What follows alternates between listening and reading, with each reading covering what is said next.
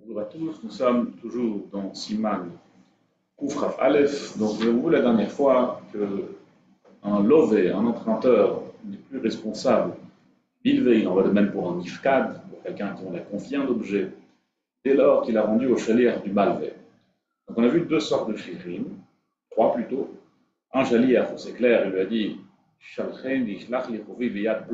donne-moi, rends-moi mon chov, rends-moi ma dette, ou rends-moi mon objet dans les mains d'un tel. Donc là, la shlichut elle est claire, il n'y a pas de question.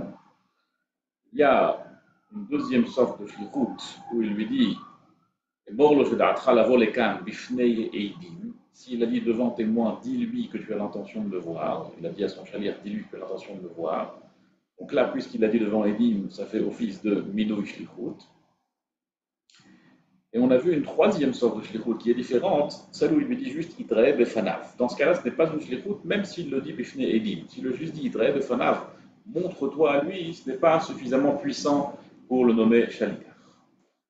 Aujourd'hui, nous allons voir une quatrième forme de shlichut qui est siman, un simple siman. C'est quoi siman? Par exemple, ils ont un code entre eux. Ils savent que quand j'envoie telle ou telle allusion, c'est que je veux lui dire telle ou telle chose. La question elle est qu'en envoyant cette allusion, ou est-ce qu'en envoyant un ktav, une façon de communiquer qu'il n'y a que entre deux, cela suffit pour montrer que c'est bien lui qui a nommé la shlichut?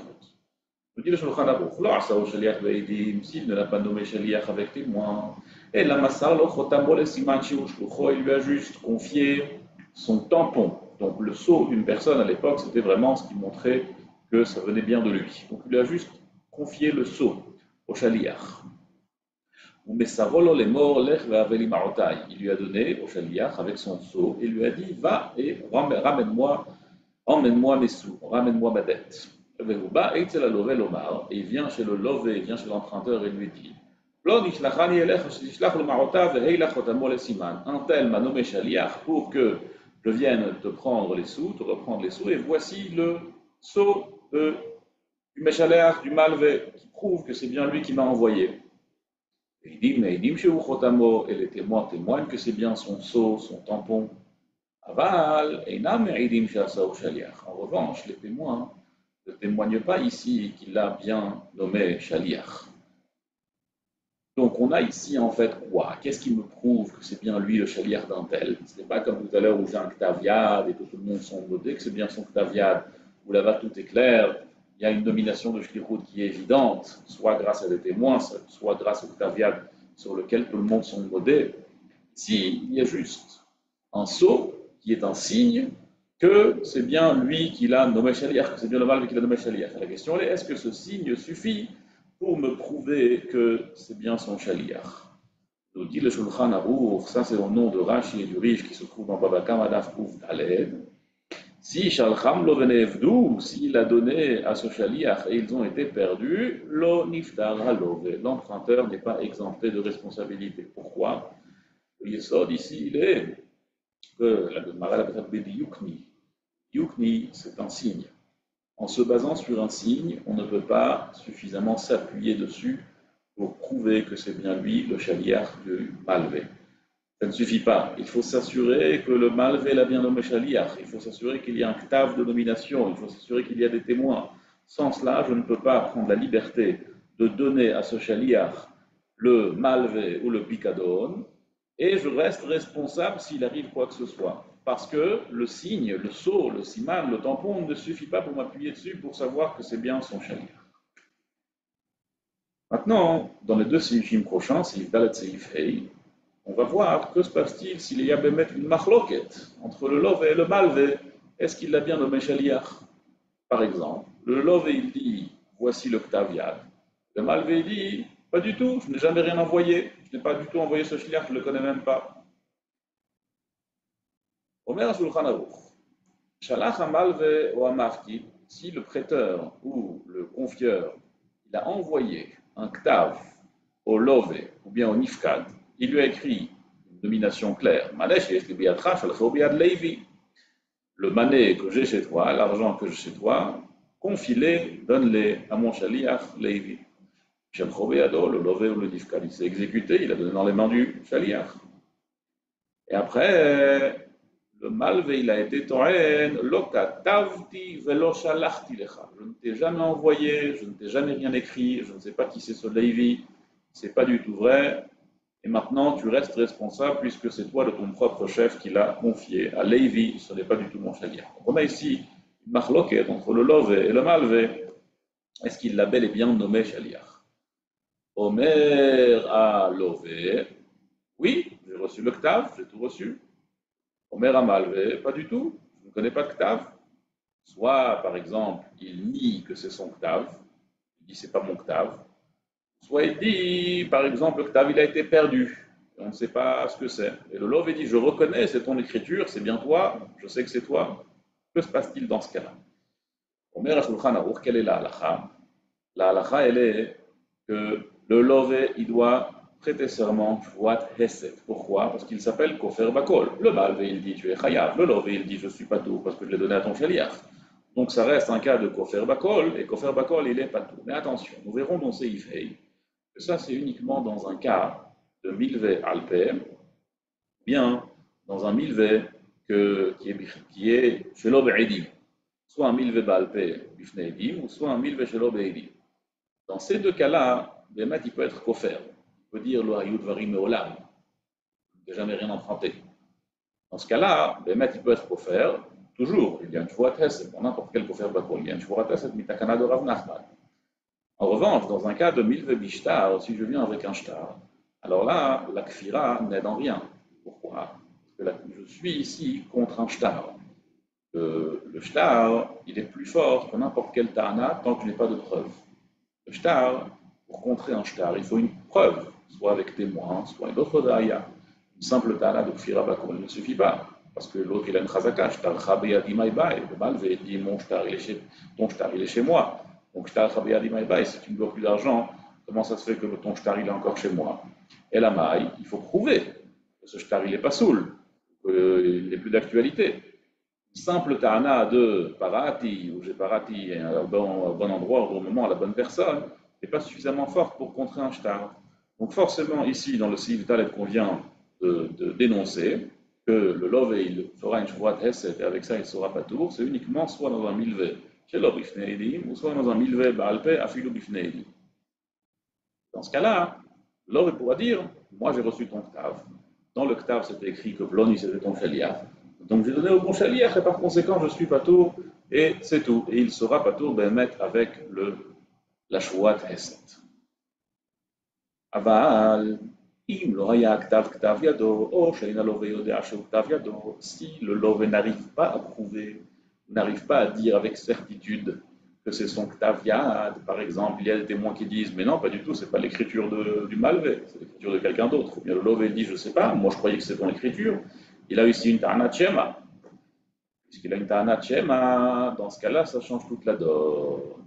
Afilu hayu ktuvim bo simanim veotiot shebeinehem beyichud. Même s'il y avait entre les deux un langage, des signes ou des allusions qu'ils avaient l'habitude de communiquer entre les deux. Im ta'an amal ve'amar lo shalachti ktav ve'achirim rimu bo. Moi, je ne t'ai jamais rien envoyé, c'est d'autres qui t'ont arnaqué, c'est quelqu'un d'autre qui t'a envoyé ce ktav, ce n'est pas moi. Alors ve'anifkat chayav b'achrayutam umeshalem. Le lové, il est responsable et il devra payer. Pourquoi? Parce qu'il a une ta'ana shema. Et nous, on sait que lorsque l'un est to'en, tu es chayav, et l'autre il dit, eni odea im peraticha, je ne sais pas si je t'ai remboursé. Il est chayav, et c'est exactement ce qui se passe ici. Lui, il lui dit, tu me dois de l'argent. Lui, il dit, mais moi, je ne sais pas si je t'ai remboursé, si j'ai remboursé à la bonne personne. Je ne sais pas si c'est ton ktaviad. Et par conséquent, s'il dit, eni odea im peraticha, je ne sais pas si je t'ai remboursé, comme on a vu déjà dans Siman Ain Hei, Seif, Yud, Iftet, il est chayav, il est obligé maintenant de rembourser à nouveau, et quelqu'un d'autre qui l'a arnaqué. Dans ce cas-là, on dira Bari Veshem Bariatif. Le seul recours que le love il pourra avoir ici, c'est de pouvoir faire un cherem. Le cherem sera le suivant, comme ça le Ranoch est écrit au nom du Rambam. Il fera un cherem al Misheshalach Ktav Zemidaato Velo Yodeh. Il dit, j'exige que le Beit Din fasse un cherem, il fasse un retranchement, il klala, un cherem à celui qui a envoyé ce Ktav, et ce Ktav n'était pas Midaato du malvé, et qu'il n'avoue pas que c'est le cas.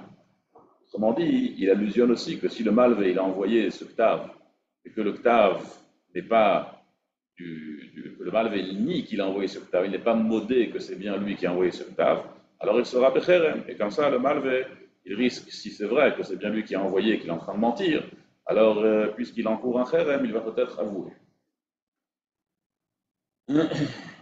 Euh,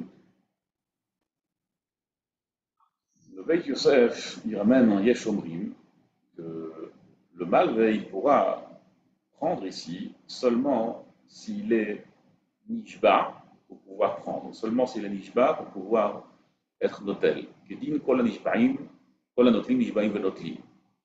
Kol nishbaim venotlim. Qui sont écrits dans la Masechet Shvuot. Et la raison pour laquelle ici il doit être Toen, il doit être Nishba, pardon, contre une Ta'anat Shem. Et nous, on a toujours vu que contre Ta'anat Shem, on n'a pas besoin d'être Nishba. On a vu dans ce Manaïnei. Alors ici, ce qui se passe, l'ov il est Toen Ta'anat Shem, Ini Yoda Imperaticha. Contre un Ini Yoda Imperaticha, je ne dois rien prêter serment. Or ici, c'est écrit qu'il doit prêter serment. Pourquoi? Alors ici, c'est spécial, parce qu'on craint que peut-être qu'il a oublié qu'il a envoyé un Ktav.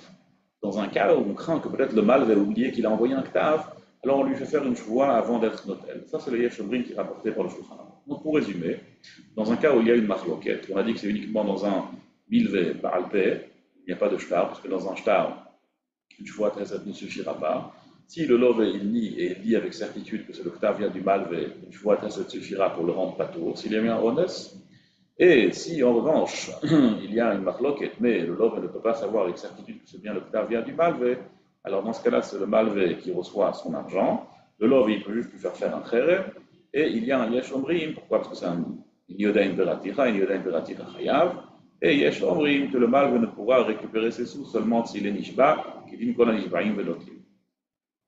Seif Hei, qui est une suite qui est vraiment unifiée avec Seif Dalet, il nous explique plus en détail dans quel cas Bémet Shvuat Hesed suffira. Omer HaShulchan Aruch, Ta'ana malvé wa mafkidein ze Ktav Yadi, si le malvé dit ce n'est pas mon Ktav Yad, donc ça revient au même que de dire je n'ai jamais envoyé de shliach de Seif Dalet, pour ça il n'y a pas de différence. Il n'y a pas de témoins qui peuvent prouver que c'est bien le Ktav Yad, que c'est bien l'écriture du malvé. Moi je reconnais que c'est ton écriture. Cette fois-ci, le Shulchan Aruch nous explique plus en détail, et ça c'est aussi d'actualité pour ces Yvdal et précédents qu'on vient de lire ensemble. Si cet argent lui a été confié sans témoin, ou bien lui a été confié même avec témoin, mais ça a été fait sans shtar, puisqu'il peut dire il ne s'est jamais rien passé, tu ne m'as jamais rien confié, tu ne m'as jamais rien prêté. Oh, ou bien je t'ai rendu, il peut tout à fait dire je t'ai rendu, puisque Amalvé celui qui prête des sous avec témoin, il n'est pas obligé de rembourser avec témoin, donc il peut tout à fait lui dire moi je t'ai remboursé sans témoin, vas-y, va prouver que je t'ai pas remboursé. Dans un mille balles, il peut tout à fait dire ça, c'est tout à fait légitime. Par conséquent, là aussi, il sera Ne'eman b'shvuat Hesed, il sera Ne'eman en prêtant serment Shvuat Hesed midirabanan, takana, ani matir shuktav yadcha. Je reconnais que c'est ton écriture et c'est à cause de ton écriture que j'ai confié cela au shaliach. En revanche, si c'était un prêt qui était dans un contrat, pourquoi? Parce que l'ov est chayav beonsin, le lov il est chayav, quoi qu'il arrive. Or, ici, pour contrer un shtar, j'ai besoin d'une preuve. Par manque de preuve, je ne peux pas contrer ce shtar. Ici, je n'ai pas de migo. Donc, puisque je n'ai pas de migo, j'aurais pu dire le ayudvarim olam, ou bien j'aurais pas pu dire ici ou je n'ai aucun autre tour ici de honnête, rien du tout. Par conséquent, il est obligé de lui payer. Après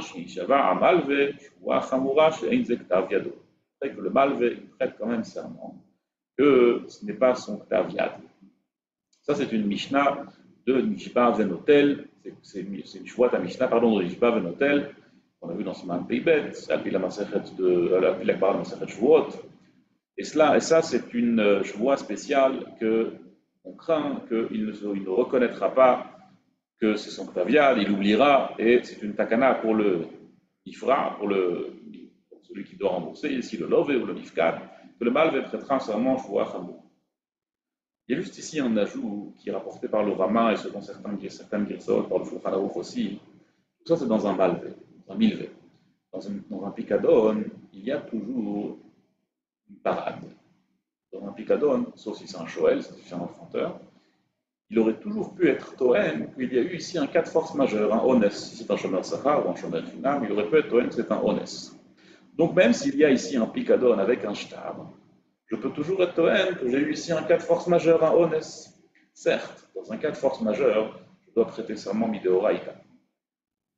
Par conséquent, s'il est Toen, Zektav Yadra contre le mafkid dit Einoktav Yadi, le Nifkad dit Zektav Yadra, il est Neeman Bemigo, qu'il aurait pu dire Neensu, et ici il y aura un twist. Tout à l'heure, on a dit que si c'est un Milvalpe, il est Neeman Bemigo avec Shvuat Hesed, parce que Migo n'est jamais plus fort que la Tana qu'il aurait pu être Toen. Puisque la Tana qu'il aurait pu être Toen, c'est le Hayud Varim Molam, dans un cas de le Hayud Varim Molam, il aurait dû être Toen Shvuat Hesed. Alors là aussi, lorsqu'il est Toen, Einzektav Yadra, il est Neeman seulement Bishvuat Hesed. Là, ça va être différent. Puisque le Migo, il est basé sur une Tana de Neensu. Tana de Neensu, c'est une Tana où Deoraita, Shvuat Hashomrim est nécessaire. Par conséquent, ici, lorsqu'il dit Einzektav Yadra, Migo Dibay Ave Amar Neensu, alors il sera ici Chayav Shvuat Deoraita, une Shvuat Chamura, comme un Shomer qui est au Neensu. Lui, il est Chayav Shvuat Deoraita, de Neensu Shvuat Hashomrim. Et donc, pour résumer, dans un cas de Milve Alpe, il peut être Toen que c'est son Ktaviad, Migo de Ibaya Vamarlo et Dvarim Olam, mais attention, seulement avec Migo de Shvuat Esed, donc il doit traiter seulement Shvuat Esed. Si c'est un Milve Mishtar, il ne peut rien faire, et le Malve, il va prendre avec Shvuat Chamura, c'est la Shvuat de la Mishnah, Mishbaï Benotlim, et si c'est un Pikadon, même dans un cas où il y a un Shtar, il sera Neeman avec Shvuat de Oraita, Migo de Ibaya Vamar Neensu. Tolto, et à bientôt.